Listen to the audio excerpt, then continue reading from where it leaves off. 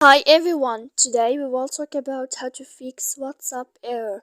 To know how to fix or how to solve GB WhatsApp error, you should just go to settings like this. We will click. After that, in this page, you will go to apps, default apps, app settings.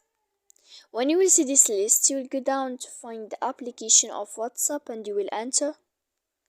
After that, in this page, you will go to click force stop. When you will end this, you will enter to storage.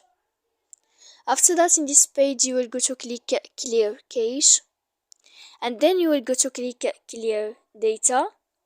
And after all that, you can turn off your Wi-Fi so that you can know how to fix or how to solve WhatsApp error.